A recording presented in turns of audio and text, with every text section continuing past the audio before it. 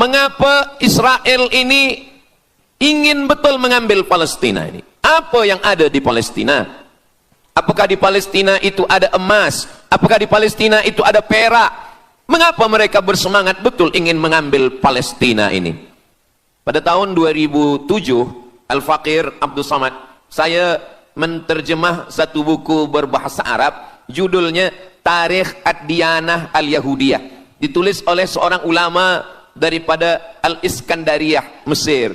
Di situ dia bagi satu jawaban. Kenapa orang Israel itu amat sangat menginginkan Palestina? Rupanya ada seorang bernama Israel. Israel maknanya dua. Isra abadun. El bahasa Hebrew language, bahasa Ibrani. El artinya Tuhan. Israel artinya hamba Tuhan. Tapi mereka punya makna yang kedua. Israel artinya al-musari' lillah.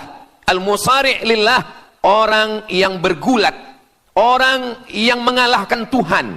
Rupanya Tuhan pernah kalah. Dan ketika Tuhan kalah, lalu Tuhan memberikan hadiah satu petak tanah, dan tanah itu adalah tanah Palestina menurut mereka. Jadi mereka meyakini bahwa ketika Tuhan dikalahkan oleh Israel, maka hadiahnya adalah bumi Palestina. Itulah kenapa mereka amat sangat ingin mengambil tanah itu. Tapi kita pula, Palestina bagi kita adalah hijrahnya Nabi Muhammad sallallahu alaihi wasallam yang dituliskan dalam Al-Qur'an. A'udzubillahi minasyaitonirrajim. Subhanalladzi asra bi'abdihi lailan minal masjidil haram ilal masjidil aqsa alladzi barakna haulah. Dulu semasa belajar di Al-Azhar ada satu subjek namanya Al-Milal wan Nihal. Al-Milal maknanya aliran-aliran keugamaan, wan Nihal ugama-ugama. Maka salah satu aliran itu disebut dengan Zion. Zion adalah nama satu bukit yang ada di Palestina. Lalu mereka mengambil nama ini sebagai satu gerakan dunia. Dalam bahasa Arabnya disebut dengan As-Sahyuniyah atau Zionis. Mereka ingin mengembalikan Yahudi ke Palestina. Apa yang membuat mereka ingin? Rupa-rupanya mereka meyakini bahwa mereka menunggu-nunggu seorang lelaki. Lelaki itu bernama Mesiah. Dalam bahasa mereka sebut dengan Mesiah. Dalam bahasa Arabnya adalah Al-Masih. Al-Masih diambil dari kata masaha. Masaha artinya disapu. Kita dalam wudhu ada menyapu. Idza qumtum ila shalah, kalau kamu ingin sembahyang, faghsilu wujuhakum, muka dibasuh. Wa aydiyakum ilal marafiq, tangan pun dibasuh hingga ke siku. Tapi kepala dengan telinga tidak dibasuh. Kepala dengan telinga disapu. Wamsahu biru'usikum, disapu. Jadi kenapa dia dikatakan Al-Masih? Kerana dua. Pertama, waktu lahirnya badannya disapu dengan minyak. Yang kedua, setelah dia besar, bila dia tengok orang lumpuh, dia sapu. Orang yang lumpuh boleh tegak berdiri. Bila nampak orang buta, dia sapu. Orang buta boleh menengok. Bila nampak orang mati, dia sapu. Dan orang mati pun boleh tegak berdiri. Dia tunjuk tanah, ya ard umbuti, wahai tanah tumbuh tanaman. Dia tunjuk langit, ya sama imtiri, turunkan hujan. Dia tunjuk orang mati, ya mayyit qum, orang mati tegak berdiri. Maka dia disebut dengan Al-Masih. Tapi Al-Masih ini ada yang original. Itulah dia Al-Masih Isa anak Maryam alaihi salam. Tapi ada Al-Masih satu lagi. Macam Isa. Orang Arab bila ada mangkuk, mereka sebut dengan wi'a. Kalau mangkuk ini emas, mereka katakan al-wi'a az-zahabi, mangkuk emas. Tapi kalau mangkuk ini dari perak, tapi dibalur dengan emas, mereka akan mengatakan al-wi'a al-mudajjal. Dia bukan emas, tapi dia nampak macam emas, maka dia namanya mudajjal. Begitu juga dengan Al-Masih ini. Al-Masih yang betul-betul Al-Masih, dia adalah Al-Masih Isa anak Maryam. Tapi ada yang macam Al-Masih, bentuknya macam Al-Masih, macam mukjizat Al-Masih, tapi dia bukan Al-Masih. Itulah dia Al-Masih Ad-Dajjal. Sebenarnya mereka sedang menunggu Al-Masih Ad-Dajjal. Kita pula sebelum salam, kita minta perlindungan kepada Allah dari Al-Masih Ad-Dajjal. Allahumma inni a'udzubika min adzabi jahannam wa min adzabil qabri wa min fitnatil mahya wal mamat wa min syarri fitnatil masihid dajjal. Kita minta tolong pada Allah supaya jauh daripada Dajjal. Mereka menunggu-nunggu Dajjal. Kenapa mereka ingin menunggu Dajjal? Sebab menurut mereka, bila Al-Masih Dajjal ini datang, maka nanti kambing akan berdamai dengan serigala. Semua akan hidup tenang. dan mereka akan menjadi penguasa dunia. Selain daripada Yahudi Israel adalah ghaim. Ghaim adalah keledai tunggangan. Jadi sebenarnya sesiapa saja pun yang bukan Yahudi, dia hanya akan menjadi keledai. Dan mereka ini adalah agama yang juga sebagai suku bangsa, yang juga sebagai sebuah negeri. Kita Islam, agama kita, tapi bangsa kita Melayu. Dan kita tinggal duduk, ada Melayu di Sumatera, ada Melayu di Semenanjung, ada Melayu di Kalimantan, Borneo. Melayu tersebar di beberapa negara. Tapi Yahudi tiga. Yahudi sebagai agama, Yahudi sebagai bangsa, Yahudi sebagai negeri. Mereka ingin mewujudkan ketiga-tiga ini menjadi satu. Kami bangsa Yahudi, kami agama Yahudi, dan kami punya negeri Yahudi. Itulah keinginan mereka. Maka mereka sedang menantikan raja mereka. Raja mereka adalah Al-Masih Ad-Dajjal. Dan Al-Masih Ad-Dajjal ini akan turun kalau syarat-syarat ini mereka penuhi. Kata Syekh Fargallah dalam subjek Al-Milal wan Nihal. Maka yang pertama diminta oleh Al-Masih Ad-Dajjal ini adalah semua Yahudi kembali kepada bumi Israel. Mereka mengatakan itu bumi punya dia dan semua akan kembali. Rupa-rupanya mereka tiada punya negeri. Sama macam nasib orang Kurdi. Kurdi ada di Turki, Kurdi ada di Irak, Kurdi ada di beberapa belahan bumi. Syekh Amin Al-Kurdi, mursyid tarekat Naqsabandiyah di Mesir, orang Kurdi, tapi duduk di Mesir.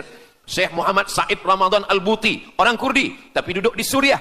Salahuddin Al-Ayyubi, orang Kurdi, tapi dia raja di Mesir. Mereka pun di seluruh dunia ada, tapi mereka tak ada punya negeri. Maka mereka ingin mengambil Palestina, mereka ingin kembali ke negeri yang menurut mereka inilah adalah hadiah daripada Tuhan, kerana Tuhan kalah bertembung, bertarung dengan nenek moyang mereka bernama Israel menurut hikayat mereka. Yang ini semuanya adalah asatirul awalin, hanya dongeng-dongeng nenek moyang mereka zaman silam. Lalu kemudian datanglah Theodor Herzl menghadap kepada Sultan Abdul Hamid, Sultan Turki. Mereka ingin membayar dengan ratusan keping emas. Apa kata Sultan Abdul Hamid? Dulu Palestina itu diambil dengan darah dan nyawa, maka saya tidak akan memberikannya dengan emas. Lalu kemudian apa yang terjadi? Mereka menghalau Sultan Abdul Hamid dengan seorang lelaki bernama Mustafa Kemal Ataturk. Lalu kemudian hilanglah khilafah Islamiyah. Ketika khilafah Islamiyah tahun 1924 ini jatuh, hilang, tumbang, maka ketika itu umat Islam tidak lagi ada pelindung. Dan ketika itulah mereka mengambil Palestina. Mereka merebut, mereka mengambil, seperti yang dikatakan Sayyidina Muhammad sallallahu alaihi wasallam, kamu akan diperebutkan seperti makanan yang ada di atas meja makan. Satu mengambil kakinya, satu merebut kepalanya, satu mengambil dadanya, dan tercabik-cabik, dicakar, dimakan, dipotong. Tak ada satu pun yang peduli. Alhamdulillah, kita malam ini masih peduli. Kita sedang mengajarkan kepada belia-belia, kita sedang mengajarkan kepada pemuda-pemuda Islam.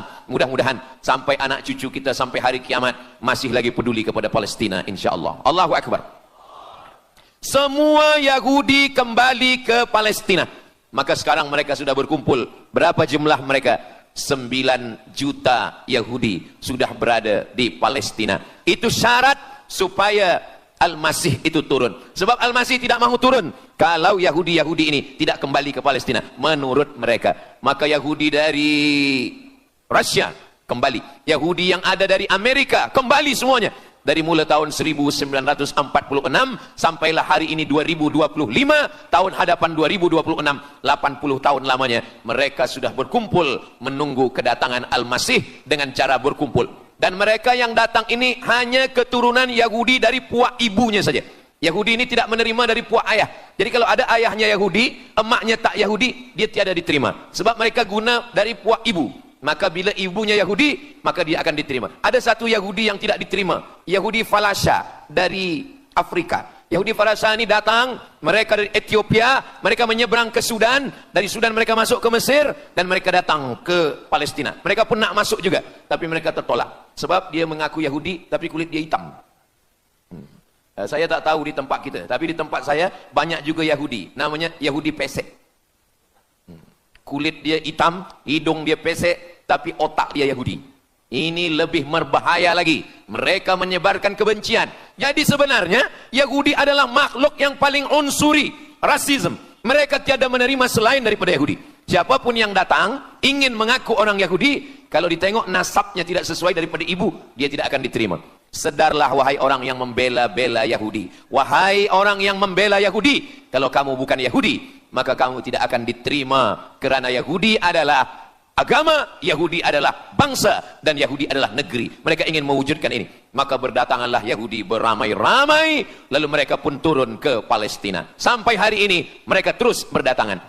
Lalu kemudian yang kedua, syarat Yahudi didatangi oleh Al-Masih, Mesias, mereka mesti menanam tanaman yang hijau. Jadi kalau mereka bayangkan, Al-Masih ini sedang berada di langit, dia selalu memandang ke bawah, dia tengok Yahudi dah berkumpul atau belum. Kalau berkumpul dia tak nak turun. Bila dah berkumpul semua ramai, baru dia turun. Dah berkumpul 5 juta, dia belum juga turun. Dah berkumpul 9 juta, dia belum juga turun. Rupanya yang kedua, dia ingin supaya tanah Palestina itu hijau. Bila nanti dah hijau semua, baru dia turun. Dan tanaman yang hijau itu pun dia yang memilihkan tanamannya. Tanamannya adalah yang disebutkan Nabi 14 abad silam, Syajaratul Gharqad. Nanti semua akan membela umat Islam. Sampai-sampai batu berkata, apa kata batu? Ya abdallah, wahai hamba Allah, hadza Yahudi khalfi, ini di belakang saya ada Yahudi, faktulhu, bunuhlah dia. Kata Nabi, jangankan manusia, batu pun membela umat Islam. Batu akan berkata, ya abdallah, wahai hamba Allah, hadza Yahudi, ini di belakang saya ada Yahudi, faktulhu, bunuh dia. Tapi ada satu yang membela mereka. Siapa dia? Syajaratul Gharqad, pokok kayu Gharqad. Allah menunjukkan sampai hari ini mereka menanam pokok Gharqad ini. Saya belajar ke Mesir tahun 1998. Musim panas tahun 1999, saya pergi ke satu kawasan bernama Aris. Selepas itu pergi ke sebuah kota, kota ini bernama Rafah. Rafah ini dibagi dua, setengah diambil oleh Yahudi, setengah lagi diambil oleh Mesir. Dari sempadan ini kita boleh menengok hijau. Lalu saya pun bertanya kepada ulama yang mendampingi kami, Tuan Syekh, itu pokok apa yang hijau? Kata Syekh, itulah pokok yang disebutkan Nabi Muhammad sallallahu alaihi wasallam. Pokok itu bernama Syajaratul Gharqad, dan mereka memang menanam pokok itu sekarang. Supaya apa? Supaya Al-Masih menengok dari atas, bila dia tengok dah hijau, dia pun akan turun menurut keyakinan Yahudi. Yahudi sudah berkumpul 9 juta orang. Pokok Gharqad sudah ditanam, sudah. Ada lagi. Apa dia? Mesti menghancurkan Babilonia. Babilonia adalah raja yang dulu menghancurkan kerajaan Yahudi. Nama rajanya Nebukadnezar. Nebukadnezar dari Babilonia menghancurkan kerajaan Yahudi. Maka Yahudi ini pendendam. Orang yang paling dendam di atas dunia ini adalah Yahudi. Nebukadnezar sudah lama musnah, tapi dendam mereka kepada Irak sampai hari ini. Babilonia itu adalah Irak. Maka siapapun yang menjadi penguasa, pasti mereka akan perintahkan untuk menghantam Irak. Dari mula George Bush sampailah sekarang, Irak selalu dihantam. Dituduh bahwa Irak ada punya senjata membunuh manusia. Mereka katakan bahwa Saddam Hussein ini ada memiliki senjata yang boleh menghancurkan peradaban manusia. Akhirnya mereka membunuh Saddam Hussein. Apa yang terjadi? Sampai hari ini Saddam Hussein tiada memiliki apapun untuk menghancurkan umat manusia. Jadi sebenarnya adalah ini agenda daripada Yahudi.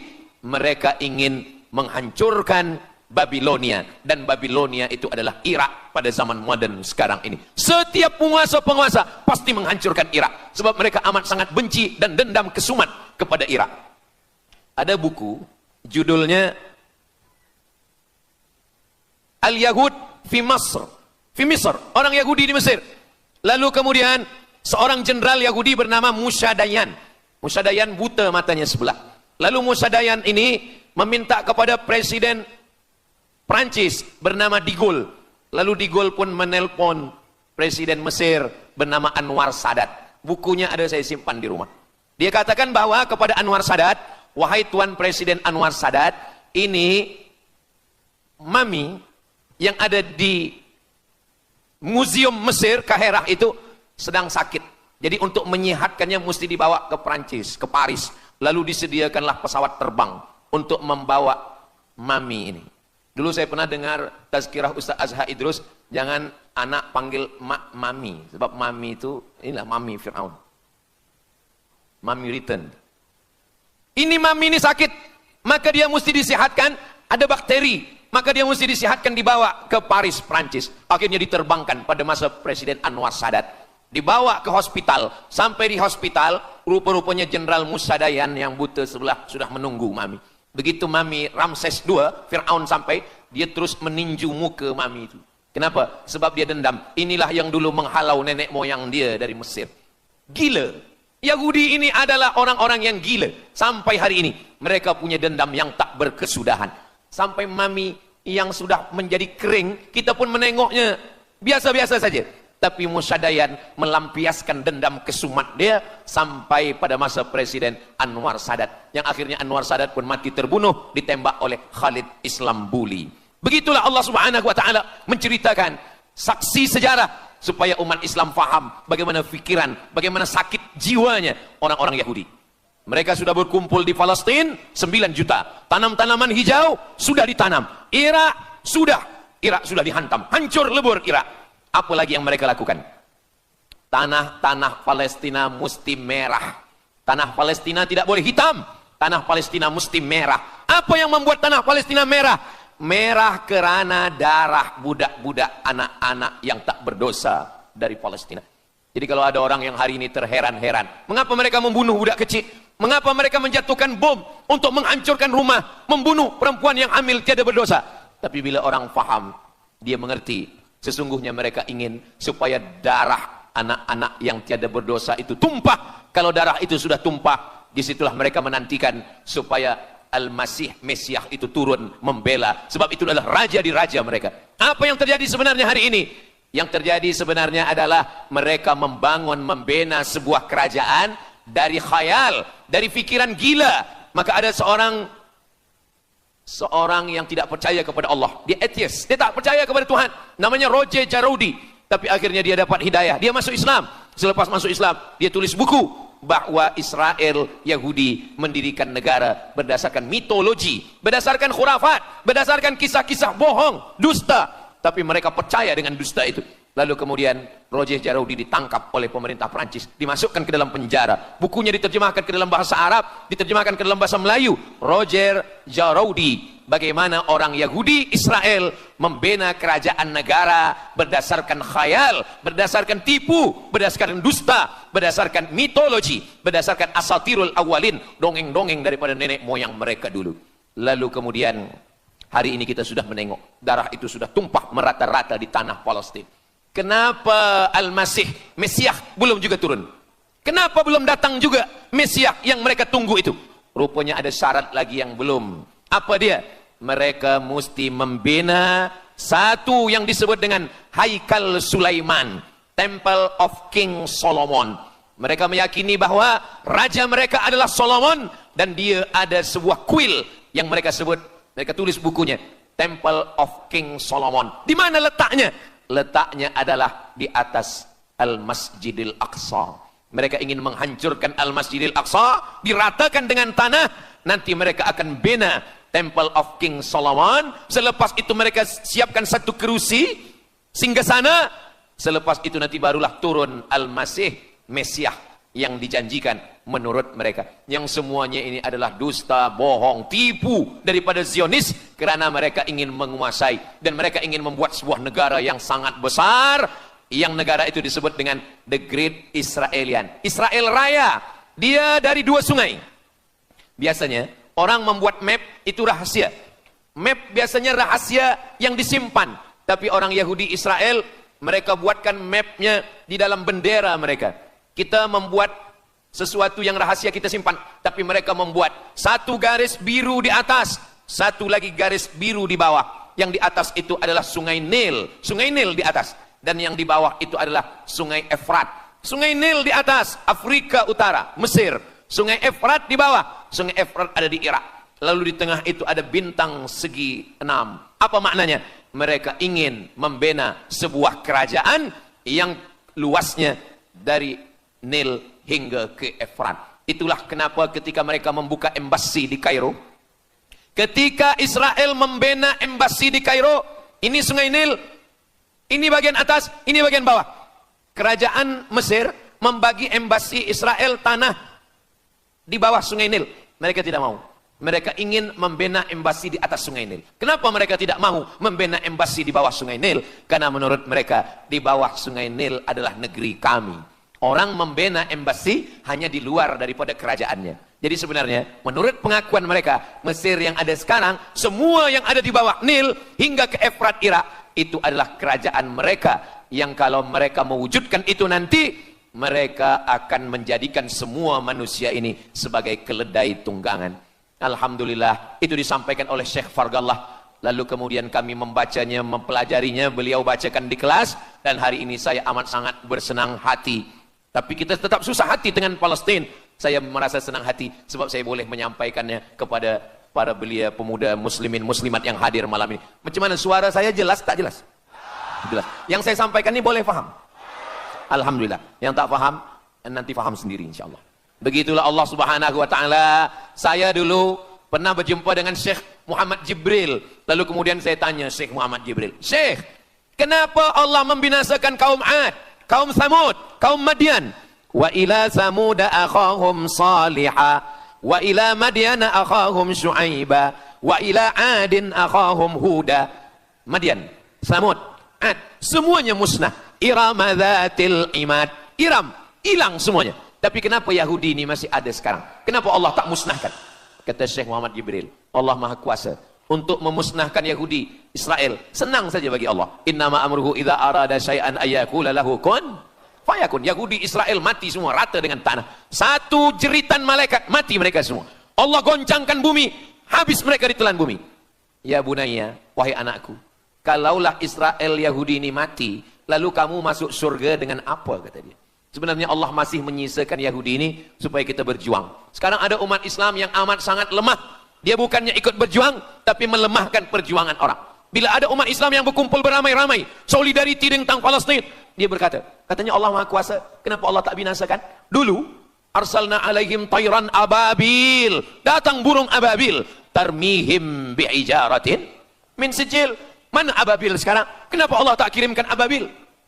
Saya pun pernah tanyakan ini kepada masyayikh, Syekh, kenapa Allah tak kirimkan ababil? Dulu ketika Abdul Muttalib memegang kunci Ka'bah, masa itu tak ada orang beriman. Abdul Muttalib bersendirian, lalu kemudian dia datang ke Ka'bah, dia letakkan kunci itu. Ya Allah, inna li hadzal baiti rabban yahmih. Saya sendiri seorang saja, saya tak sanggup untuk menolong Ka'bah. Inna li hadzal baiti rabban yahmih. Ka'bah ini ada pemiliknya, Ka'bah ini ada pelindungnya, Allah akan melindungi. Itulah mengapa Allah mengirimkan alam tara kaifa fa'ala rabbuka bi ashabil fil alam yaj'al kaidahum fi tadlil. Kenapa Allah kirimkan tayran ababil? Karena tidak ada orang beriman, hanya Abdul Muttalib sendiri. Tapi sekarang 2 miliar orang beriman yang bersyahadat asyhadu an la ilaha illallah wa asyhadu anna muhammadan rasulullah. Itulah kenapa Allah tidak mengirimkan tayran ababil. Itulah kenapa Allah tidak membuatkan goncangan. Itulah kenapa. Tapi sedikit banyak Allah mulai menurunkan pertolongannya. Kalau sudah datang pertolongan Allah Subhanahu wa taala, idza jaa nasrullah, kalau sudah datang pertolongan Allah, idza jaa nasrullah wal fath, kemenangan. Wa ra'aitan nasa yadkhuluna fi dinillahi afwaja. Insyaallah, alaysa subuhu biqarib. Subuh tak lama lagi. Pertolongan Allah pasti datang. Nasrum minallah wa fathun qarib. Hasbunallah wa ni'mal wakil. Ni'mal maula wa ni'man nasir. Wala haula wala quwata illa billahil aliyil azim. Kalau kita seorang cikgu, kalau kita seorang ulama, sampaikanlah kepada umat. Sebagai seorang ayah, sampaikan kepada anak. Sebagai seorang ahli keluarga, kita mesti ingatkan, buatkan baju dengan lambang, simbol, bendera penderitaan Palestina. Kalau kita menonton dengan keluarga di rumah, tontonkan bagaimana penderitaan anak-anak di Palestina. Saya di rumah ada gambar besar, gambar Palestina. Sehingga setiap kali tamu datang, kita bercerita, dia tanya, ini gambar apa nih Ustaz? Inilah gambar saudara kita yang sedang teraniaya di Palestina. Malam ini kita guna sorban, kita pakai sorban yang mengingatkan kita kepada Palestina. Apapun yang kita lakukan, jangan lupa menyampaikan khutbah Jumat, kunut nazilah, Allahumma ansuril Islam wal muslimina fi Palestina. Silahul mu'min, ad-du'a silahul mu'min. Kalau kita tiada senjata lagi, maka sesungguhnya doa man lam yahtam bi amril muslimin, siapa yang tak peduli kepada penderitaan saudaranya di Palestin, falaisa minhum, dia tidak diakui sebagai umat Nabi Muhammad sallallahu alaihi wasallam. Orang beriman bukan setakat sembahyang subuh, zuhur, asar, maghrib, isya. Orang beriman bukan setakat ditengok berapa kali dia ke Baitullah haji dan umrah, tapi orang beriman bagaimana perasaan dia kepada saudaranya. Maka kata Nabi SAW, la yu'minu ahadukum, kamu tidak beriman, kalaupun kamu beriman belum sempurna, hatta yuhibba li akhi, sampai engkau sayang kepada saudaramu. Ma yuhibbu li nafsih, sayang kepada saudara seperti sayang pada diri sendiri. Kalau anak saudara kita di Palestina teraniaya, kita lebih teraniaya. Kalau pipi kita dicubit sakit, begitu juga dengan saudara kita di Palestina. Kita memang hidup pada zaman yang susah, yang payah. Beruntunglah datuk nenek moyang kita 100 tahun yang lampau, mereka selamat dari fitnah ini. Tapi kita pun tak boleh mengutuk nasib. Mengapa saya hidup sekarang? Kenapa kami hidup tahun 1447 ini ya Allah? Tentu ada hikmahnya. Allah hidupkan kita hari ini. Kenapa saya tak hidup zaman Nabi? Kalau ada pemuda belia sekarang datang kepada Ustaz Abdul Somad, Ustaz Somad, kenapa saya tak hidup zaman Nabi? Kalau saya hidup zaman Nabi mungkin saya baik. Kamu yang komplain kepada Allah, kalau kamu hidup zaman Nabi mungkin tidak ikut Nabi, ikut Abu Lahab, ikut Abu Jahal. Kita dihidupkan Allah hari ini, kita masih bersama dengan guru kita, Al-Fadhil Ustaz Azhar Idrus. Kita masih bersama dengan orang-orang baik, orang mulia. Alaikum bil jamaah, kata Nabi SAW. Man syadza syadza finnar, jangan bersendirian, sendirian masuk neraka. Kita mesti berjamaah. Alhamdulillah, yang ada kuasa dengan kuasanya, yang ada fatwa dengan fatwanya, yang ada ilmu dengan ilmunya. Bagi penuntut-penuntut, pelajar-pelajar, tonton, buat video, buat apapun yang boleh kita buat, share, gambar, semuanya itu ada tanggung jawab kita di hadapan Allah Subhanahu wa taala. Kullukum ra'in, setiap kamu pemimpin, hadap ke Baitul Maqdis 17 hingga 18 bulan. Sampai akhirnya pada bulan Sya'ban turun ayat, qad nara taqalluba wajhika fis sama, kami menengok wajah engkau menghadap ke arah langit. Fawalli wajhaka syatral masjidil haram, hadapkanlah wajahmu ke arah Masjidil Haram. Lalu Nabi pun menghadap ke arah Masjidil Haram. Selepas itu sahabat datang beramai-ramai menjumpai Nabi Muhammad SAW. Ya Rasulullah, bagaimana saudara kami yang sembahyang, yang solat 16 bulan, 17 bulan, 18 bulan, dia menghadap ke Palestina. Apakah solatnya diterima Allah? Turun ayat, wa ma kana Allahu liyudhi'a imanahum. Tafsirnya, wa ma kana Allahu liyudhi'a salatahum. Allah tidak menyia-nyiakan sembahyang mereka. Allah tidak menyia-nyiakan solat mereka. Sembahyang mereka yang dulu menghadap ke Baitul Maqdis diterima Allah atau tidak? Itu yang mereka cemaskan, itu yang mereka khawatirkan. Sembahyang yang 18 bulan itu yang mereka takutkan. Bagaimana kita sekarang? Bagaimana sembahyang saudara kita? Bagaimana puasa mereka? Bagaimana musim sejuk? Mereka sejuk. Bagaimana mereka tak boleh makan, tak boleh minum? Kalau kita sudah berbuat di luar kemampuan kita, kita tidak akan dituntut di hadapan Allah. La yukallifullahu nafsan illa wus'aha. Mudah-mudahan apa yang kita lakukan malam ini, kita bangkitkan semangat jamaah. Selemah-lemahnya adalah doa. Selemah-lemah kekuatan orang beriman adalah melafazkan doa kepada Allah supaya Allah memberikan pertolongan. Tak ada yang susah bagi Allah Subhanahu wa taala. Itulah yang boleh Al-Faqir sampaikan pada malam hari ini, solidariti kita tentang Palestina. Mudah-mudahan ada manfaatnya. Banyak cakap kata yang tak berkenan di hati, menyinggung perasaan. Saya memohon maaf, beribu-ribu maaf. Mudah-mudahan yang kita lakukan malam ini diridhai Allah Subhanahu wa taala dan boleh kita bawa bekal menghadap Allah. Bila kita mati ditanya oleh Allah, inilah jawaban kita. Kami sudah berkumpul, kami sudah bangkitkan semangat, kami sudah berdoa, kami sudah menjelaskan bagaimana jahatnya Yahudi. Mengapa Israel ini ingin betul mengambil Palestina ini? Apa yang ada di Palestina? Apakah di Palestina itu ada emas? Apakah di Palestina itu ada perak? Mengapa mereka bersemangat betul ingin mengambil Palestina ini? Pada tahun 2007, Al-Faqir Abdul Somad, saya menterjemah satu buku berbahasa Arab, judulnya Tarikh Ad-Diyanah Al-Yahudiyah. Ditulis oleh seorang ulama daripada Al-Iskandariyah, Mesir. Di situ dia bagi satu jawaban. Kenapa orang Israel itu amat sangat menginginkan Palestina? Rupanya ada seorang bernama Israel. Israel maknanya dua. Isra Abadun. El bahasa Hebrew language, bahasa Ibrani. El artinya Tuhan.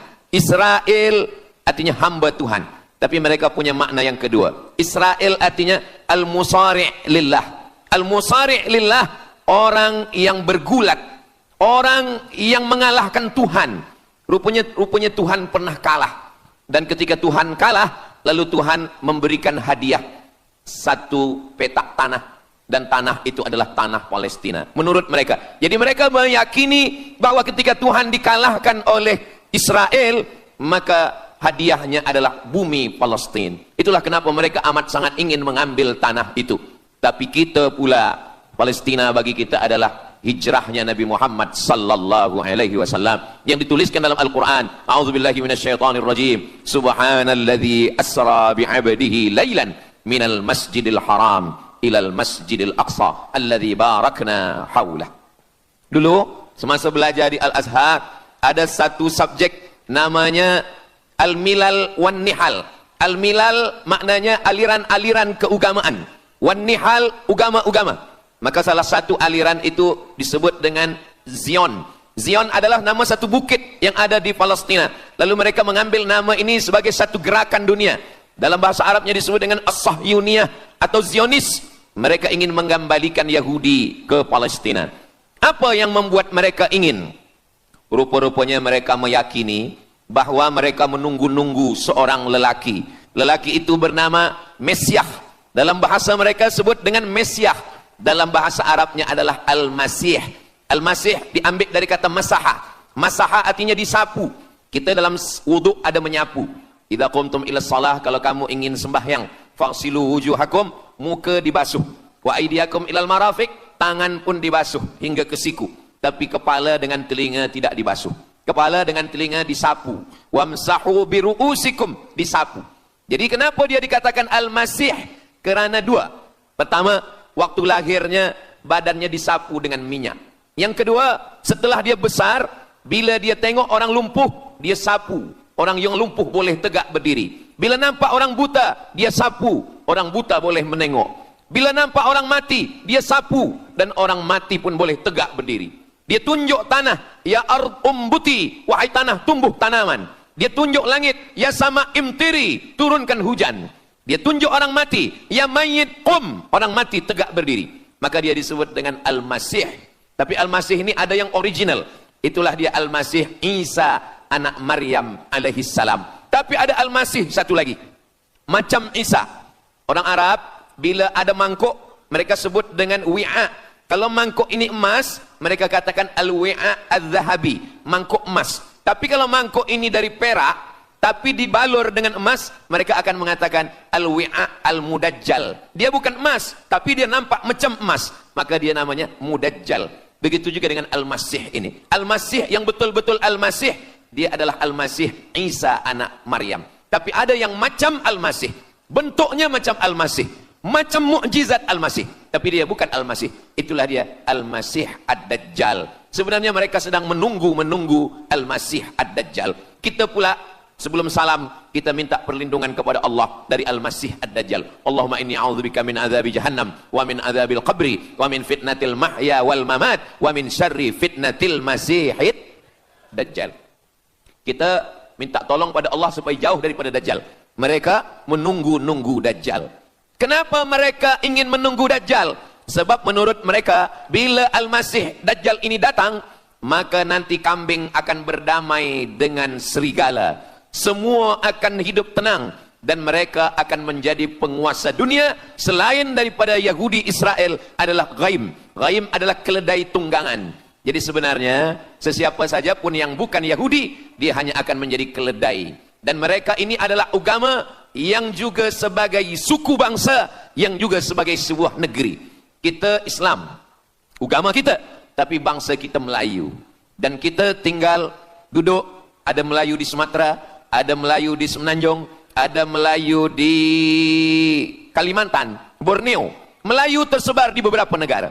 Tapi Yahudi tiga. Yahudi sebagai agama, Yahudi sebagai bangsa, Yahudi sebagai negeri. Mereka ingin mewujudkan ketiga-tiga ini menjadi satu. Kami bangsa Yahudi, kami agama Yahudi, dan kami punya negeri Yahudi. Itulah keinginan mereka. Maka mereka sedang menantikan raja mereka. Raja mereka adalah Al-Masih Ad-Dajjal. Dan Al-Masih Ad-Dajjal ini akan turun kalau syarat-syarat ini mereka penuhi. Kata Syekh Fargallah dalam subjek Al-Milal wan Nihal. Maka yang pertama diminta oleh Al-Masih Ad-Dajjal ini adalah semua Yahudi kembali kepada bumi Israel. Mereka mengatakan itu bumi punya dia dan semua akan kembali.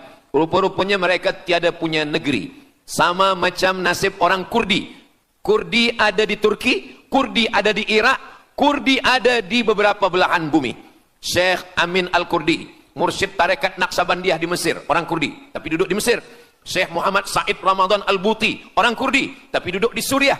Salahuddin Al-Ayyubi, orang Kurdi, tapi dia raja di Mesir. Mereka pun di seluruh dunia ada, tapi mereka tak ada punya negeri. Maka mereka ingin mengambil Palestina, mereka ingin kembali ke negeri yang menurut mereka inilah adalah hadiah daripada Tuhan, karena Tuhan kalah bertembung, bertarung dengan nenek moyang mereka bernama Israel menurut hikayat mereka. Yang ini semuanya adalah asatirul awalin, hanya dongeng-dongeng nenek moyang mereka zaman silam. Lalu kemudian datanglah Theodor Herzl menghadap kepada Sultan Abdul Hamid, Sultan Turki. Mereka ingin membayar dengan ratusan keping emas. Apa kata Sultan Abdul Hamid? Dulu Palestina itu diambil dengan darah dan nyawa, maka saya tidak akan memberikannya dengan emas. Lalu kemudian apa yang terjadi? Mereka menghalau Sultan Abdul Hamid dengan seorang lelaki bernama Mustafa Kemal Ataturk. Lalu kemudian hilanglah khilafah Islamiyah. Ketika khilafah Islamiyah tahun 1924 ini jatuh, hilang, tumbang, maka ketika itu umat Islam tidak lagi ada pelindung. Dan ketika itulah mereka mengambil Palestina. Mereka merebut, mereka mengambil, seperti yang dikatakan Sayyidina Muhammad sallallahu alaihi wasallam, kamu akan diperebutkan seperti makanan yang ada di atas meja makan. Satu mengambil kakinya, satu merebut kepalanya, satu mengambil dadanya, dan tercabik-cabik, dicakar, dimakan, dipotong. Tak ada satu pun yang peduli. Alhamdulillah, kita malam ini masih peduli. Kita sedang mengajarkan kepada belia-belia, kita sedang mengajarkan kepada pemuda-pemuda Islam. Mudah-mudahan sampai anak cucu kita sampai hari kiamat masih lagi peduli kepada Palestina, insyaAllah. Allahu Akbar. Semua Yahudi kembali ke Palestina. Maka sekarang mereka sudah berkumpul. Berapa jumlah mereka?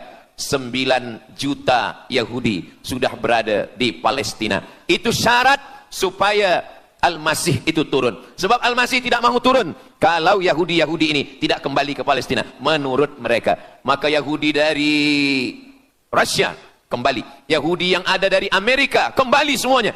Dari mulai tahun 1946 sampailah hari ini 2025, tahun hadapan 2026, 80 tahun lamanya mereka sudah berkumpul menunggu kedatangan Al-Masih dengan cara berkumpul. Dan mereka yang datang ini hanya keturunan Yahudi dari puak ibunya saja.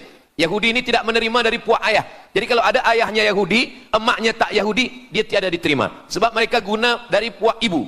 Maka bila ibunya Yahudi, maka dia akan diterima. Ada satu Yahudi yang tidak diterima, Yahudi Falasha dari Afrika. Yahudi Falasha ini datang, mereka dari Ethiopia, mereka menyeberang ke Sudan, dari Sudan mereka masuk ke Mesir, dan mereka datang ke Palestina. Mereka pun nak masuk juga, tapi mereka tertolak. Sebab dia mengaku Yahudi, tapi kulit dia hitam. Saya tak tahu di tempat kita, tapi di tempat saya banyak juga Yahudi, namanya Yahudi pesek. Kulit dia hitam, hidung dia pesek, tapi otak dia Yahudi. Ini lebih berbahaya lagi. Mereka menyebarkan kebencian. Jadi sebenarnya Yahudi adalah makhluk yang paling unsuri, rasisme. Mereka tiada menerima selain daripada Yahudi. Siapapun yang datang ingin mengaku orang Yahudi, kalau ditengok nasabnya tidak sesuai daripada ibu, dia tidak akan diterima. Sedarlah wahai orang yang membela-bela Yahudi. Wahai orang yang membela Yahudi, kalau kamu bukan Yahudi, maka kamu tidak akan diterima. Kerana Yahudi adalah agama, Yahudi adalah bangsa, dan Yahudi adalah negeri. Mereka ingin mewujudkan ini. Maka berdatanganlah Yahudi beramai-ramai, lalu mereka pun turun ke Palestina. Sampai hari ini mereka terus berdatangan. Lalu kemudian yang kedua, syarat Yahudi didatangi oleh Al-Masih, Mesias, mereka mesti menanam tanaman yang hijau. Jadi kalau mereka bayangkan, Al-Masih ini sedang berada di langit, dia selalu memandang ke bawah. Dia tengok, Yahudi dah berkumpul atau belum? Kalau berkumpul dia tak nak turun. Bila dah berkumpul semua ramai, baru dia turun. Dah berkumpul 5 juta, dia belum juga turun. Dah berkumpul 9 juta, dia belum juga turun. Rupanya yang kedua, dia ingin supaya tanah Palestina itu hijau. Bila nanti dah hijau semua, baru dia turun. Dan tanaman yang hijau itu pun dia yang memilihkan tanamannya. Tanamannya adalah yang disebutkan Nabi 14 abad silam, Syajaratul Gharqad. Nanti semua akan membela umat Islam. Sampai-sampai batu berkata, apa kata batu? Ya abdallah, wahai hamba Allah, hadza Yahudi khalfi, ini di belakang saya ada Yahudi, faktulhu, bunuhlah dia. Kata Nabi, jangankan manusia, batu pun membela umat Islam. Batu akan berkata, ya abdallah, wahai hamba Allah, hadza Yahudi, ini di belakang saya ada Yahudi, faktulhu, bunuh dia. Tapi ada satu yang membela mereka. Siapa dia? Syajaratul Gharqad, pokok kayu Gharqad. Allah menunjukkan sampai hari ini mereka menanam pokok Gharqad ini. Saya belajar ke Mesir tahun 1998. Musim panas tahun 1999, saya pergi ke satu kawasan bernama Aris. Selepas itu pergi ke sebuah kota, kota ini bernama Rafah. Rafah ini dibagi dua, setengah diambil oleh Yahudi, setengah lagi diambil oleh Mesir. Dari sempadan ini kita boleh menengok hijau. Lalu saya pun bertanya kepada ulama yang mendampingi kami, Tuan Syekh, itu pokok apa yang hijau? Kata Syekh, itulah pokok yang disebutkan Nabi Muhammad sallallahu alaihi wasallam. Pokok itu bernama Syajaratul Gharqad, dan mereka memang menanam pokok itu sekarang. Supaya apa? Supaya Al-Masih menengok dari atas, bila dia tengok dah hijau, dia pun akan turun menurut keyakinan Yahudi. Yahudi sudah berkumpul 9 juta orang. Pokok Gharqad sudah ditanam, sudah. Ada lagi. Apa dia? Mesti menghancurkan Babilonia. Babilonia adalah raja yang dulu menghancurkan kerajaan Yahudi. Nama rajanya Nebukadnezar. Nebukadnezar dari Babilonia menghancurkan kerajaan Yahudi. Maka Yahudi ini pendendam. Orang yang paling dendam di atas dunia ini adalah Yahudi. Nebukadnezar sudah lama musnah, tapi dendam mereka kepada Irak sampai hari ini. Babilonia itu adalah Irak. Maka siapapun yang menjadi penguasa, pasti mereka akan perintahkan untuk menghantam Irak. Dari mula George Bush sampailah sekarang, Irak selalu dihantam. Dituduh bahwa Irak ada punya senjata membunuh manusia. Mereka katakan bahwa Saddam Hussein ini ada memiliki senjata yang boleh menghancurkan peradaban manusia. Akhirnya mereka membunuh Saddam Hussein. Apa yang terjadi? Sampai hari ini Saddam Hussein tiada memiliki apapun untuk menghancurkan umat manusia. Jadi sebenarnya adalah ini agenda daripada Yahudi.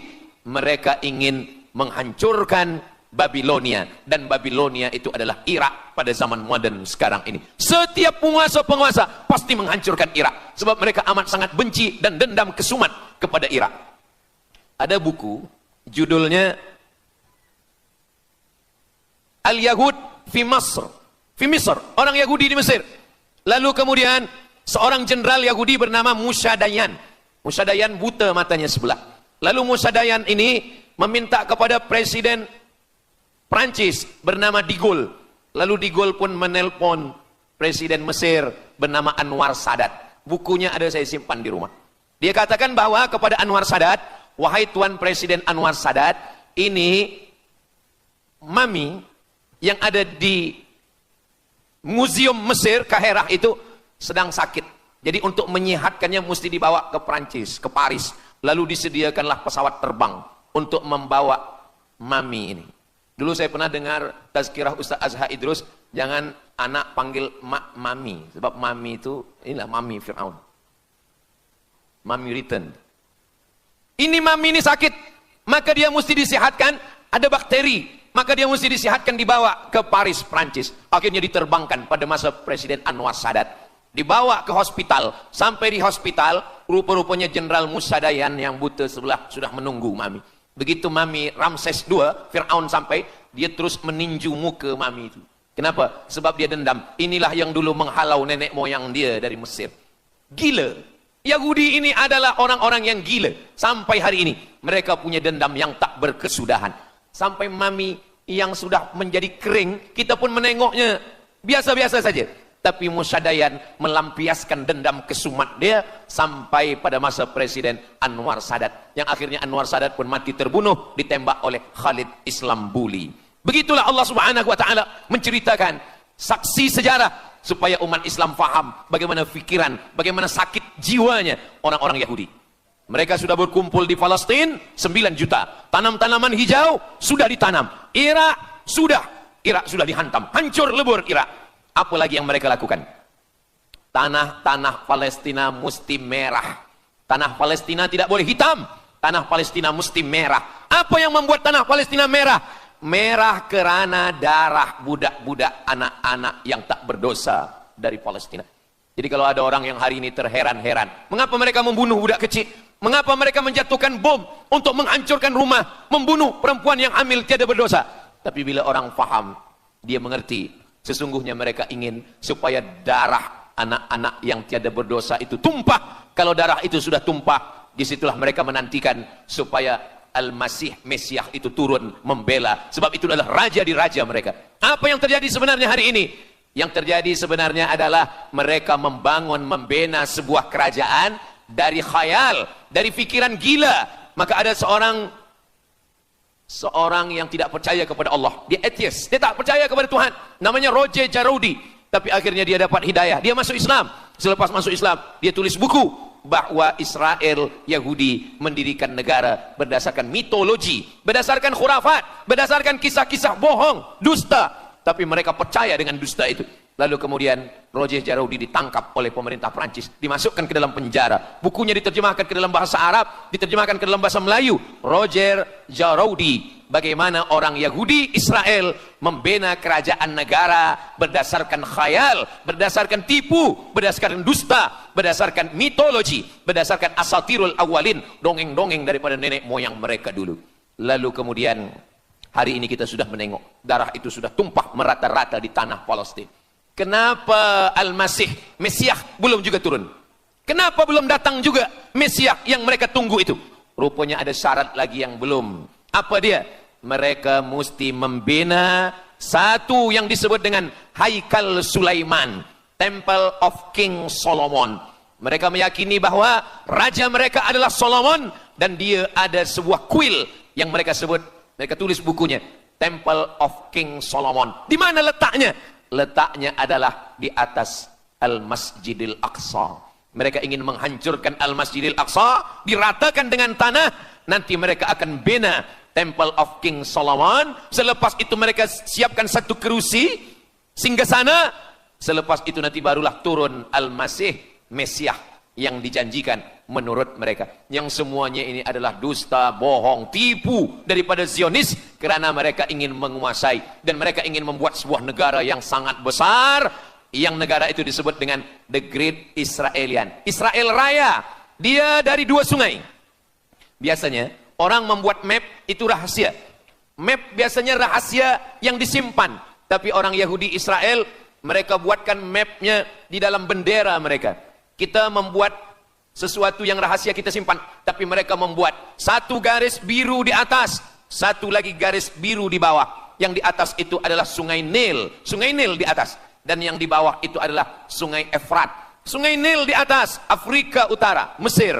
Sungai Efrat di bawah, sungai Efrat ada di Irak. Lalu di tengah itu ada bintang segi 6. Apa maknanya? Mereka ingin membina sebuah kerajaan yang luasnya dari Nil hingga ke Efrat. Itulah kenapa ketika mereka membuka embasi di Kairo, ketika Israel membina embasi di Kairo, ini sungai Nil, ini bagian atas, ini bagian bawah. Kerajaan Mesir membagi embasi Israel tanah di bawah sungai Nil. Mereka tidak mau. Mereka ingin membina embasi di atas sungai Nil. Kenapa mereka tidak mau membina embasi di bawah sungai Nil? Karena menurut mereka di bawah sungai Nil adalah negeri kami. Orang membina embasi hanya di luar daripada kerajaannya. Jadi sebenarnya menurut pengakuan mereka, Mesir yang ada sekarang, semua yang ada di bawah Nil hingga ke Efrat Irak, itu adalah kerajaan mereka. Yang kalau mereka mewujudkan itu nanti, mereka akan menjadikan semua manusia ini sebagai keledai tunggangan. Alhamdulillah, itu disampaikan oleh Syekh Fargallah. Lalu kemudian kami membacanya, mempelajarinya, beliau bacakan di kelas, dan hari ini saya amat sangat bersenang hati. Tapi kita tetap susah hati dengan Palestina. Saya merasa senang hati sebab saya boleh menyampaikannya kepada para belia pemuda muslimin muslimat yang hadir malam ini. Macam mana suara saya, jelas tak jelas? Jelas. Yang saya sampaikan ini boleh faham? Alhamdulillah. Yang tak faham nanti faham sendiri insyaallah. Begitulah Allah Subhanahu wa taala. Saya dulu pernah berjumpa dengan Syekh Muhammad Jibril. Lalu kemudian saya tanya Syekh Muhammad Jibril, "Syekh, kenapa Allah membinasakan kaum Ad, kaum Samud, kaum Madian. Wa ila Samuda akhahum Salihah, wa ila Madyana akhahum Syuaiba, wa ila Adin akhahum Huda. Madian, Samud, Ad, semuanya musnah. Iram dzatil imad. Iram, hilang semuanya. Tapi kenapa Yahudi ini masih ada sekarang? Kenapa Allah tak musnahkan? Kata Syekh Muhammad Jibril, Allah Maha Kuasa untuk memusnahkan Yahudi, Israel. Senang saja bagi Allah. Innama amruhu idza arada syai'an ayyakula lahu kun fayakun. Yahudi Israel mati semua rata dengan tanah. Satu jeritan malaikat mati mereka semua. Allah goncangkan bumi, habis mereka ditelan bumi. Ya bunayya, wahai anakku, kalaulah Israel Yahudi ini mati, lalu kamu masuk surga dengan apa, kata dia. Sebenarnya Allah masih menyisakan Yahudi ini supaya kita berjuang. Sekarang ada umat Islam yang amat sangat lemah. Dia bukannya ikut berjuang, tapi melemahkan perjuangan orang. Bila ada umat Islam yang berkumpul beramai-ramai, solidariti tentang Palestin, dia berkata, katanya Allah Maha Kuasa, kenapa Allah tak binasakan? Dulu, arsalna alaihim tayran ababil, datang burung ababil, tarmihim bi'ijaratin min sijil. Mana ababil sekarang? Kenapa Allah tak kirimkan ababil? Saya pun pernah tanyakan ini kepada masyayikh. Syekh, kenapa Allah tak kirimkan ababil? Dulu, ketika Abdul Muttalib memegang kunci Ka'bah, masa itu tak ada orang beriman. Abdul Muttalib bersendirian. Lalu kemudian dia datang ke Ka'bah. Dia letakkan kunci itu. Ya Allah, inna lihadzal baiti rabban yahmih. Saya sendiri seorang saja. Saya tak sanggup untuk menolong Ka'bah. Inna lihadzal baiti rabban yahmih. Ka'bah ini ada pemiliknya. Ka'bah ini ada pelindungnya. Allah akan melindungi. Itulah mengapa Allah mengirimkan alam tara kaifa fa'ala rabbuka bi ashabil fil alam yaj'al kaidahum fi tadlil. Kenapa Allah kirimkan tayran ababil? Karena tidak ada orang beriman, hanya Abdul Muttalib sendiri. Tapi sekarang 2 miliar orang beriman yang bersyahadat asyhadu an la ilaha illallah wa asyhadu anna muhammadan rasulullah. Itulah kenapa Allah tidak mengirimkan tayran ababil. Itulah kenapa Allah tidak membuatkan goncangan. Itulah kenapa. Tapi sedikit banyak Allah mulai menurunkan pertolongannya. Kalau sudah datang pertolongan Allah subhanahu wa ta'ala. Idza jaa nasrullah. Kalau sudah datang pertolongan Allah. Idza jaa nasrullah wal fath, kemenangan. Wa ra'aitan nasa yadkhuluna fi dinillahi afwaja. Insyaallah. Alaysa subuhu biqarib. Subuh tak lama lagi. Pertolongan Allah pasti datang. Nasrum minallah wa fathun qarib. Hasbunallah wa ni'mal wakil. Ni'mal maula wa ni'man nasir. Wala haula wala quwata illa billahil aliyil azim. Kalau kita seorang cikgu, kalau kita seorang ulama, sampaikanlah kepada umat. Sebagai seorang ayah, sampaikan kepada anak. Sebagai seorang ahli keluarga, kita mesti ingatkan, buatkan baju dengan lambang, simbol, bendera penderitaan Palestin. Kalau kita menonton dengan keluarga di rumah, tontonkan bagaimana penderitaan anak-anak di Palestin. Saya di rumah ada gambar besar, gambar Palestin. Sehingga setiap kali tamu datang, kita bercerita, dia tanya, ini gambar apa nih Ustaz? Inilah gambar saudara kita yang sedang teraniaya di Palestin. Malam ini kita guna sorban.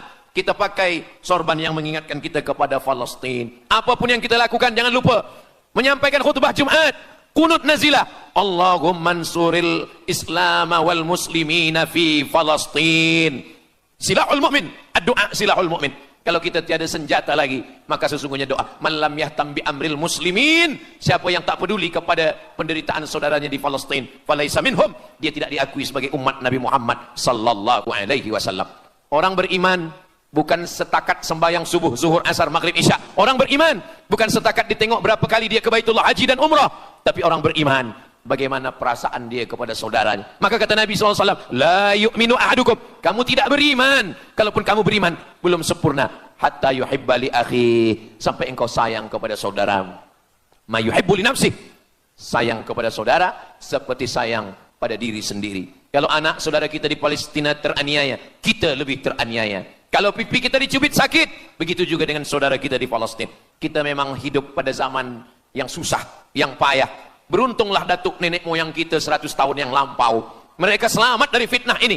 Tapi kita pun tak boleh mengutuk nasib. Mengapa saya hidup sekarang? Kenapa kami hidup tahun 1447 ini ya Allah? Tentu ada hikmahnya. Allah hidupkan kita hari ini. Kenapa saya tak hidup zaman Nabi? Kalau ada pemuda belia sekarang datang kepada Ustaz Abdul Somad. Ustaz Somad, kenapa saya tak hidup zaman Nabi? Kalau saya hidup zaman Nabi mungkin saya baik. Kamu yang komplain kepada Allah, Kalau kamu hidup sama Nabi mungkin tidak ikut Nabi, ikut Abu Lahab, ikut Abu Jahal. Kita dihidupkan Allah hari ini, kita masih bersama dengan guru kita, Al-Fadhil Ustaz Azhar Idrus. Kita masih bersama dengan orang-orang baik, orang mulia. Alaikum bil jamaah. Kata Nabi SAW, man syadza syadza finnar. Jangan bersendirian, sendirian masuk neraka. Kita mesti berjamaah. Alhamdulillah, yang ada kuasa dengan kuasanya, yang ada fatwa dengan fatwanya, yang ada ilmu dengan ilmunya. Bagi penuntut-penuntut, pelajar-pelajar, tonton, buat video, buat apapun yang boleh kita buat, share, gambar, semuanya itu ada tanggung jawab kita di hadapan Allah Subhanahu wa taala. Kullukum ra'in, setiap kamu pemimpin, hadap ke Baitul Maqdis 17 hingga 18 bulan. Sampai akhirnya pada bulan Sya'ban turun ayat, qad nara taqalluba wajhika fis sama', kami menengok wajah engkau menghadap ke arah langit. Fawalli wajhaka syatral masjidil haram, hadapkanlah wajahmu ke arah Masjidil Haram. Lalu Nabi pun menghadap ke arah Masjidil Haram. Selepas itu sahabat datang beramai-ramai menjumpai Nabi Muhammad SAW. Ya Rasulullah, bagaimana saudara kami yang sembahyang, yang sholat 16 bulan, 17 bulan, 18 bulan, dia menghadap ke Palestina. Apakah sholatnya diterima Allah? Turun ayat, wa ma kana Allahu liyudhi'a imanahum. Tafsirnya, wa ma kana Allahu liyudhi'a salatahum. Allah tidak menyia-nyiakan sembahyang mereka. Allah tidak menyia-nyiakan salat mereka. Sembahyang mereka yang dulu menghadap ke Baitul Maqdis diterima Allah atau tidak? Itu yang mereka cemaskan, itu yang mereka khawatirkan. Sembahyang yang 18 bulan itu yang mereka takutkan. Bagaimana kita sekarang? Bagaimana sembahyang saudara kita? Bagaimana puasa mereka? Bagaimana musim sejuk? Mereka sejuk. Bagaimana mereka tak boleh makan, tak boleh minum? Kalau kita sudah berbuat di luar kemampuan kita, kita tidak akan dituntut di hadapan Allah. La yukallifullahu nafsan illa wus'aha. Mudah-mudahan apa yang kita lakukan malam ini, kita bangkitkan semangat jamaah. Selemah-lemahnya adalah doa. Selemah-lemah kekuatan orang beriman adalah melafazkan doa kepada Allah supaya Allah memberikan pertolongan. Tak ada yang susah bagi Allah Subhanahu wa taala.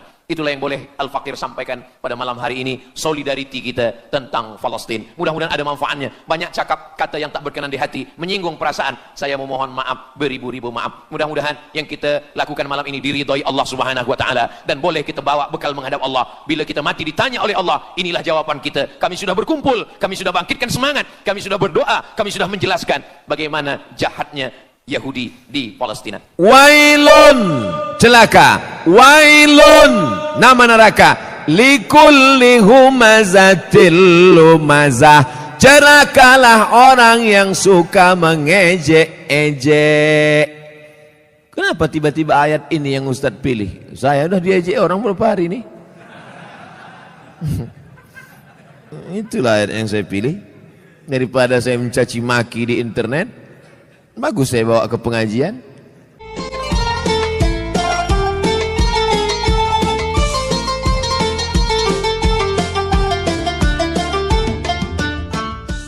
Assalamualaikum warahmatullahi wabarakatuh.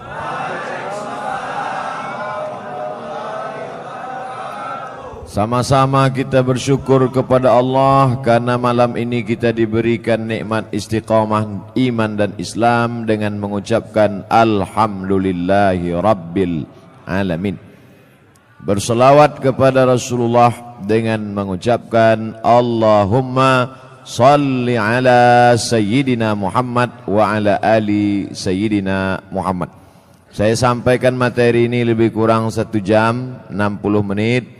Setelah itu saya akan menjawab pertanyaan-pertanyaan yang ditulis di kertas. Mudah-mudahan Allah menjadikan pertemuan kita malam ini menjadi nilai amal soleh. Amin ya rabbal alamin. Hadir bersama kita malam ini Al-Mukarram Al-Ustadz Haji Darwin Hasibuan SPDI Qori Internasional.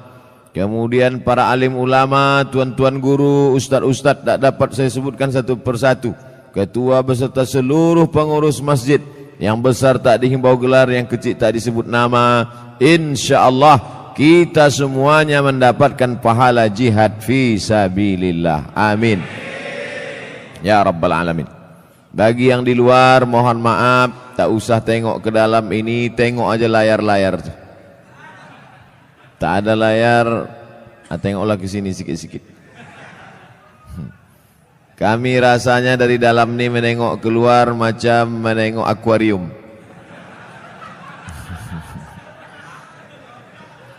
Tapi kami pun yakin dan percaya kalian di luar pun menengok kami macam ikan mas koki. Jadi ternyata kami di luar, kalian di dalam. Kita ini semuanya sama-sama melihat orang dengan cara pandang kita. Kita seringkali menengok orang dengan cara pandang kita, padahal kita disuruh merasakan perasaan orang lain. Betul? La yu'minu ahadukum, kamu tak beriman hatta yuhibba li akhi, sampai kau sayang kepada saudaramu ma yuhibbu li nafsi, sama seperti sayang pada diri sendiri. Apa bukti imannya mantap? Karena dia sudah haji, karena ke Makkah, karena sudah bangun masjid, infak sedekah. Betul? Tapi puncak daripada mengukur iman adalah bagaimana merasakan perasaan saudara kita. Susah dia, susah juga kita. Puncak iman adalah ketika tapak kaki orang tertusuk duri, sakit tapak kaki kita. Nah, itu baru sampai pada puncak iman. Puncak iman adalah ketika sakit anak orang, ikut kita merasakan seolah-olah itu anak kita. Nah, itu baru sampai pada puncak iman. Banyak orang menganggap anak orang anak dia, tak masalah. Yang jadi masalah bini orang bini dia, itu masalah. Baik, malam ini kita akan membaca satu surah dalam Al-Quran yang selalu dibaca imam saat solat. A'udzubillahi minasyaitonir rajim. Wailul likulli humazatil lumazah. Wail artinya celaka. Yang selama ini suka mengejek orang, mencaci maki orang, celaka, robahlah, wail. Wail artinya celaka. Makanya Allah Ta'ala menyebut beberapa orang celaka dalam Quran. Wailul lil mutaffifin, celaka orang yang curang memainkan timbangan. Kalau dia belanja ke pasar matanya tajam, kurang. Kalau dia membaca Quran tak nampaknya mana idgham, ikhfa, qalqalah, gunnah bila gunnah, titik nun macam titik ba. Tapi kalau menengok mata timbangan dipajak, orang Medan bilang pajak, orang Jakarta bilang pasar. Pergilah orang Medan ke Jakarta, mau kemana Pak? Ke pajak. Diantaranya kantor perpajakan.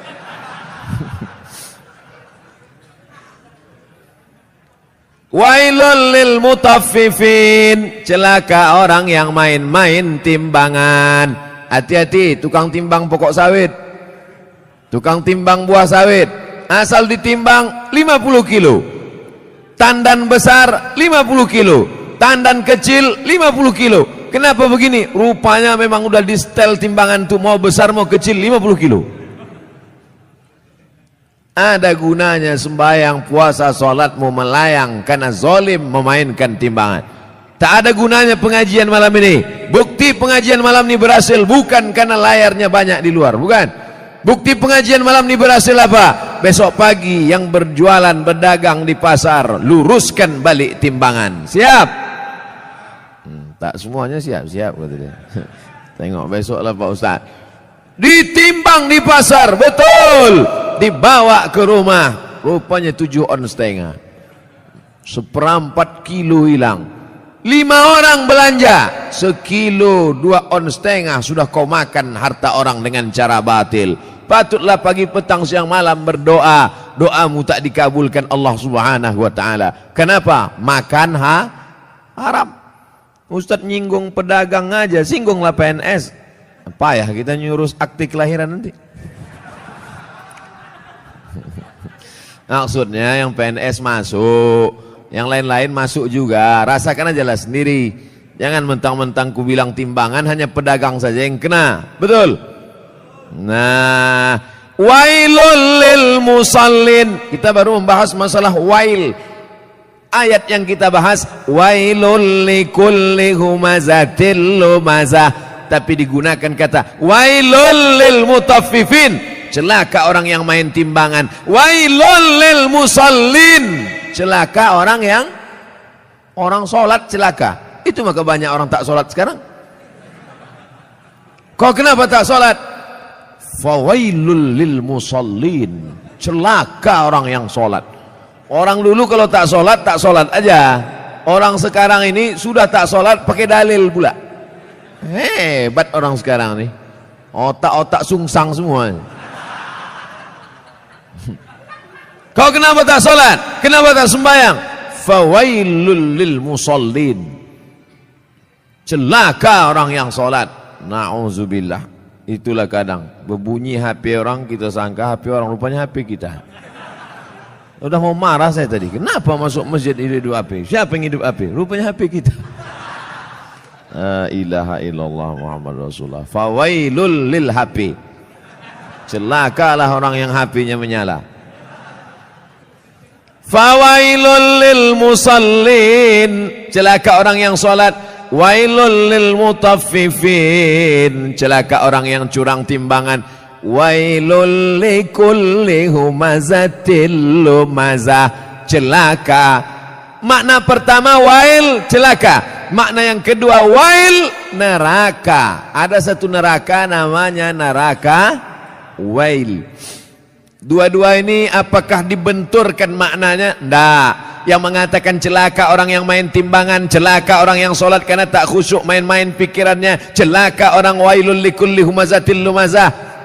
Betul maknanya, tak salah. Yang mengatakan neraka wail bagi orang yang curang timbangan, neraka wail bagi orang yang sholat tapi pikirannya tak khusyuk, neraka wail likulli humazatil lumazah, juga tak salah. Jadi kalau begitu makna wail dua. Yang pertama celaka, yang kedua artinya nama neraka. Oh, neraka itu ada nama-namanya Pak Ustaz? Ada nama neraka itu Sakor.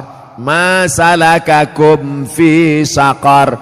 Mengapa kalian masuk neraka Sakor? Apa kata penghuninya? Lam naku minal musallin. Kami tak solat. Walam naku nut'imul miskin. Kami tak mengasih makan orang miskin. Jadi namanya pun macam-macam. Banyak pertanyaan. Wailun, celaka. Wailun, nama neraka. Likulli humazatil lumazah. Celakalah orang yang suka mengejek-ejek. Kenapa tiba-tiba ayat ini yang Ustadz pilih? Saya udah diejek orang berapa hari ini. Itulah ayat yang saya pilih. Daripada saya mencaci maki di internet, bagus saya bawa ke pengajian. Wailul likulli humazatil lumazah. Celaka orang yang suka mengejek. Celaka neraka wail bagi mereka yang suka. Likulli, semuanya, tak ada terkecuali. Humazah, lumazah. Apa beda humazah dengan lumazah?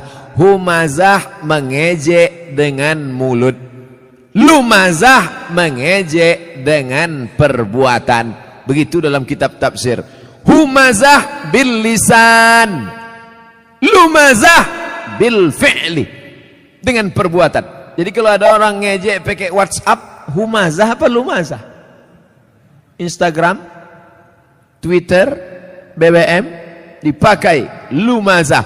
Hebatnya Al-Quran, dibedakannya antara lisan dengan perbuatan anggota badan.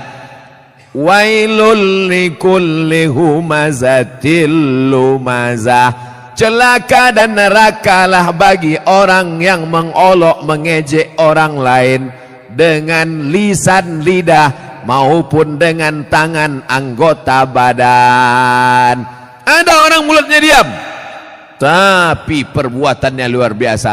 Ada orang tak buat apa-apa tapi lidahnya luar biasa. Ada orang mulutnya diam, tangannya tak berbuat, no action. Hatinya saja, yang hati dimaafkan Allah selama tidak diperturutkan. La yukallifullahu nafsan illa.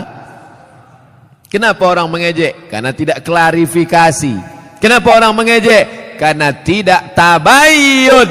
In ja'akum fasiqum binaba'in. Kalau datang orang membawa berita, fatabayyanu, klarifikasi.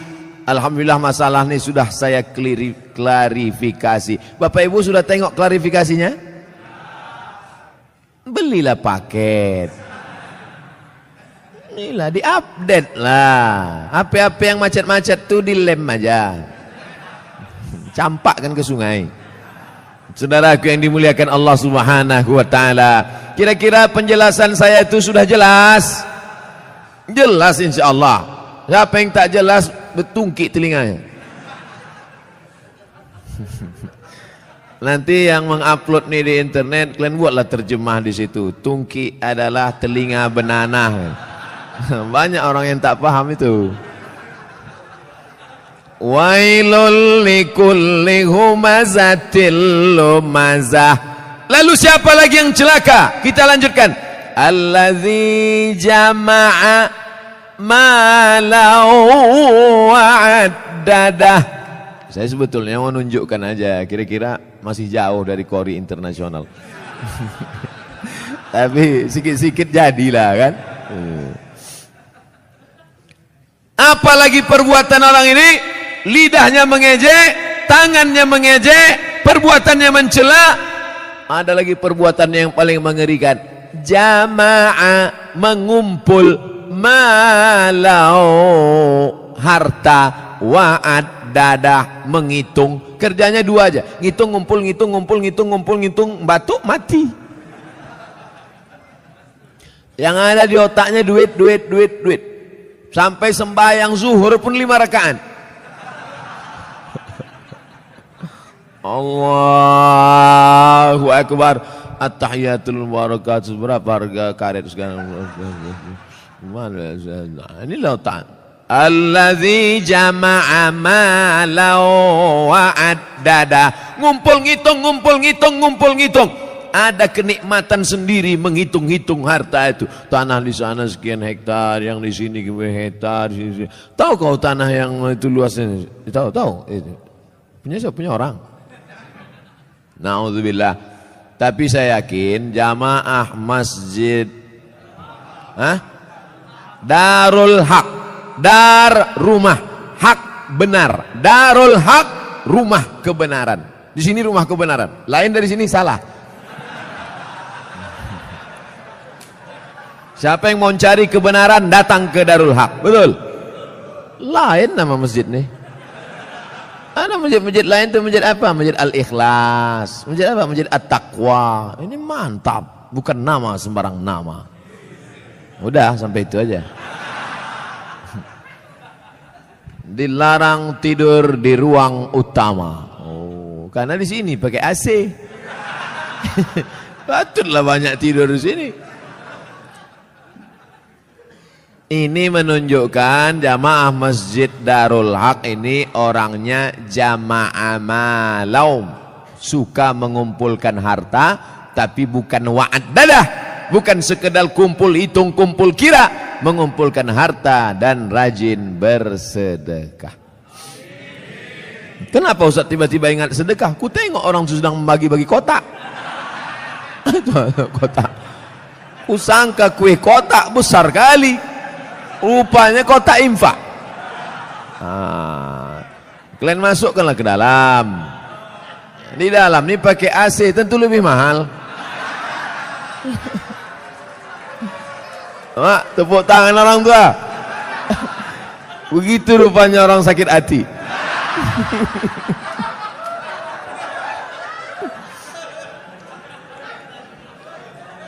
Artinya kata orang tuh, kami di luar panas, duit-duit receh nggak apa-apalah kata dia. Tak apa-apa, kalian sedekah pakai duit kerincing pun masuk surga insyaallah. Cuman agak lama lah sikit. Dikumpul harta pergi pagi pulang petang, masuk ruko keluar toko, dikumpul duit, kumpul mati. Bisa dibawa mati? Tak bisa. Bapak yang malam ini di dompetnya ada 500.000, masuk ke kotak ini 100.000, yang dibawa mati yang 100-nya apa yang 400? Yang dibawa mati yang 100.000-nya apa yang 400? Yang 100. Sekarang saya mau tanya, yang mau dibawa mati yang banyak apa yang sikit? Masukkan yang banyak tuh. Begitu cara menjebak jamaah ini. Disimpan. Bapak Ibu, kalau ada tetangga kawan jamaah Masjid Darul Haq yang pelit, bin kikir, bin bakhil, bin medit, bin kedekut. Panggillah dia. Ada satu ayat kata Ustaz Somad untuk kau, sengaja diturunkan Allah untuk kau aja. Hebat itu. Aku tak datang pula kemarin di Masjid Darul Haq itu. Apa nama ayatnya? Ini dia. Jama'a malau wa'addadah. Mengumpul harta dan menghitung, ngumpul-ngitung mati. Lama hidup banyak dirasa, jauh berjalan banyak ditengok, lama pengajian banyak jumpa orang-orang kaya yang pelit. Akhirnya kemana Pak Haji Pulan kemarin yang pelit minta ampun tuh? Mati Pak Ustadz. Rumahnya yang 2 lantai itu kemana? Udah dijual Pak Ustadz. Bininya udah diambil berondong. Nah, kalau ada yang kalian pelit-pelit, tak ada saya suruh. Saya orangnya ceramah tak suka nyuruh-nyuruh orang. Tak pernah saya suruh, bersedekahlah, bersedekah. Tak ada pernah saya suruh. Mau sedekah silakan. Yang tak sedekah, ya tak apa-apa. Tapi tengoklah. Tak ada khusus suruh. Tengoklah bini kalian diambil orang nanti. Hah? Tukar mic. Kaya jamaahnya. Saya udah ceramah 30 menit. Rupanya di sini asal 30 menit ganti mikrofon.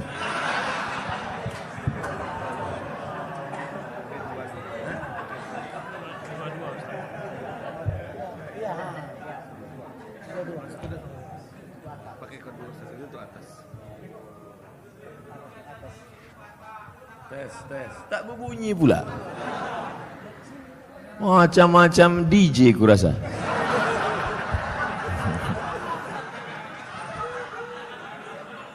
Itulah kita tak boleh menyepelekan tempat dan lokasi. Tadi saya menengok, ini masuk hutan nih. Tapi rupanya masjidnya pakai AC. Mikrofonnya mantap. Maukah Bapak Ibu memaafkan silap salah dosa saya? Tak mau, tak apa-apa. Saudaraku yang dimuliakan Allah Subhanahu wa taala, jama'a malau wa'addadah, mengumpulkan harta, menghitung, dikumpul, dihitung sampai akhirnya mati. Mana yang dibawa mati? Bisa mobil bawa mati? Siapa bilang mobil tak bisa bawa mati? Bapak yang punya mobil 2, mau dibawa 1 mati, bisa.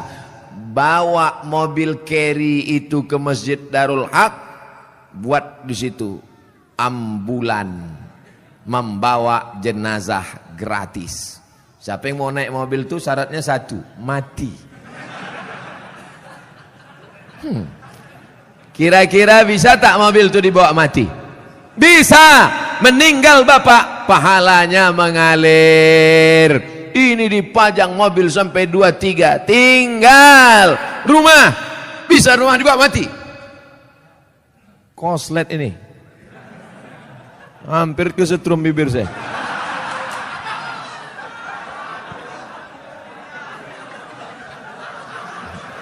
Akan datang kalau ngasih mic ke saya, dites dulu. Sakitnya tak seberapa, malunya. Sempat terjungkang awak viral di situ kan? Ustadz Abdul Somad tak jadi ceramah mulut koslet. Siapa yang malu? Orang Tembung.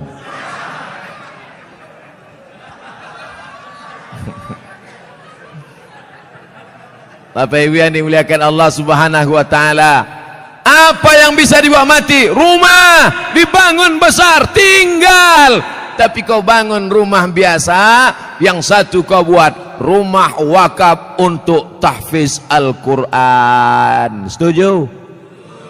Yang bilang setuju itu yang punya rumah untuk buat tahfiz Quran. Yang bilang setuju belum ada, mudah-mudahan jadi doa. Itulah yang menolong di hadapan Allah Subhanahu wa taala. Yang lain tinggal. Harimau mati meninggalkan belang, gajah mati meninggalkan gading, manusia mati meninggalkan utang. Oleh sebab itu saya yakin dan percaya jamaah Masjid Darul Haq ini adalah orang-orang yang rajin berinfak dan bersedekah. Sehingga kalau sholat di sini saya yakin tenang. Kenapa tenang sholat di sini? Karpetnya tebal. Asli punya masjid nih kan?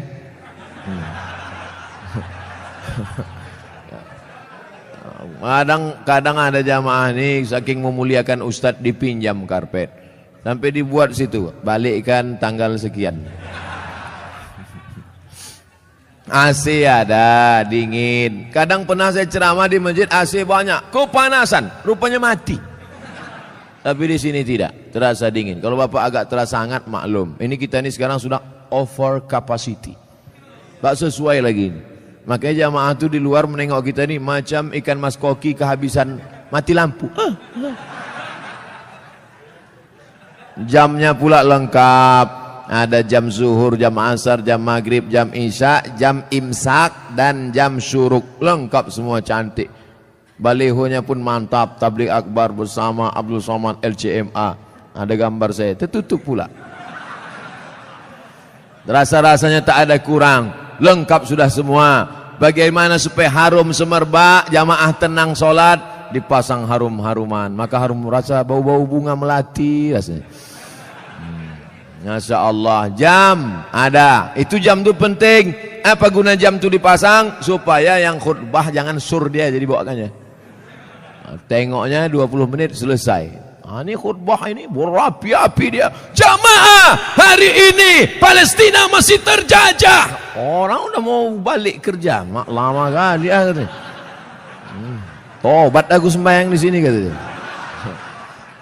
Nampaknya simple, sederhana. Mulai jam dinding, AC, kipas angin, karpet, lampu terang benderang. Tapi itu semuanya demi kenyamanan orang di masjid. Tapi jangan sampai terlalu nyaman sampai tertidur di masjid. Makanya perlu dibuatkan surat pengumuman, dilarang tidur di ruang utama masjid. Sopan bahasanya. Tapi kalau melawan juga, buat surat satu lagi. Kalau kamu mau tidur di luar aja bro.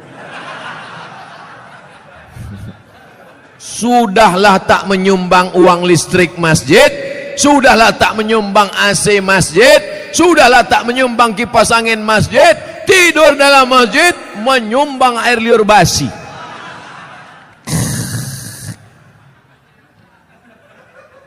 Haram. Kenapa? Karena mengganggu. Imatatul adza anit tariq, perbuatan amal yang paling ringan, membuang yang mengganggu dari tepi jalan. Selalu diterjemahkan dalam hadis membuang duri dari tepi jalan. Imatatul adza. Adza bukan duri, sesuatu yang mengganggu di tepi jalan. Kalau membuang yang mengganggu di tepi jalan berpahala, bagaimana dengan orang membuat yang mengganggu di dalam masjid? Bukan jalan, di karpet masjid, di tempat orang sujud, di situlah air liur sambal belacan tumpah. Allahu Akbar. Imam khusyuk, makmum busuk. Yang saya sampaikan ini nampaknya simple, sederhana. Tapi kalau tidak dijaga, maka yang sudah dilakukan jamaah Darul Haq baik, bagus. Tetap kita jaga ke depan supaya kita tak masuk dalam neraka wail, tak masuk yang dikecam Allah. Jama'a malau wa'addadah. Terus ayat apa lagi? Yahsabu anna malahu akhladah. Yahsabu, dia menyangka, malahu, hartanya itu, akhladah, membuat dia kekal abadi. Rumahku yang besar membuat aku kekal abadi. Mobilku yang mewah membuat aku kekal abadi. Cincin permataku membuat aku kekal abadi. Maka digalilah kuburan batu di Mesir.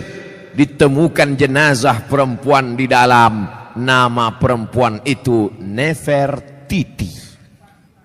Siapa namanya? Nefertiti. Bukan jembatan. Nefertiti, perempuan tercantik, permata-permata, tinggal kering kerontang, semuanya tinggal tak bermakna. Yahsabu anna malahu akhladah. Dia menyangka dengan hartanya dia kekal abadi. Tidak, saudaraku, tapi dengan harta orang bisa abadi. Mana contohnya? Masjid depan Istana Maimun, Masjid Kesultanan Melayu Delhi, dengan harta orang bisa abadi. Dengan cara apa? Membangun masjid. Alhamdulillah, Masjid Darul Haq. Siapa yang mewakafkan tanah dulu? Siapa yang mewakafkan atap dulu? Siapa yang mewakafkan? Ini wakaf-wakaf orang meninggal. Saya tak tahu entah siapa yang mewakafkannya, tanpa saya sebutkan namanya. Untuk almarhum Fulan bin Fulan Alfa, tak perlu. Sampai pahala kita malam ini pengajian dari jam 9 sampai jam 10, dari jam 10 sampai entah jam berapa nanti tanya jawab, mengalirlah pahala, teranglah kuburnya, lapanglah makamnya, dijauhkan Allah kuburnya dari lubang neraka, dijadikan Allah kuburnya salah satu dari taman-taman surga. Yang sudah membangun masjid, alhamdulillah. Yang belum membangun, na'uzu. Yang sudah ku kasih tahu tak juga mau mendengar, mati ajalah. Saudaraku yang dimuliakan Allah, kalau begitu orang Islam ini perlu kaya apa miskin? Kaya.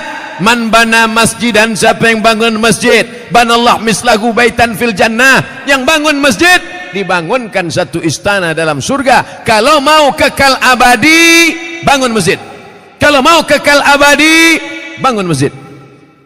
Sayang sama emak, buat masjid nama emak. Sayang sama suami, jangan buat nama suami. Nanti meninggal dia, mau kawin sekali lagi.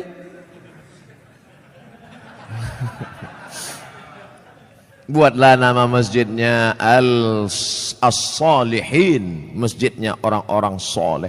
Kau mau sholat kemana? Aku mau sholat ke masjid. Masjid apa namanya? Baitus Soman. Soman itu Allah, bukan saya. Saya ini Abdus Soman, hamba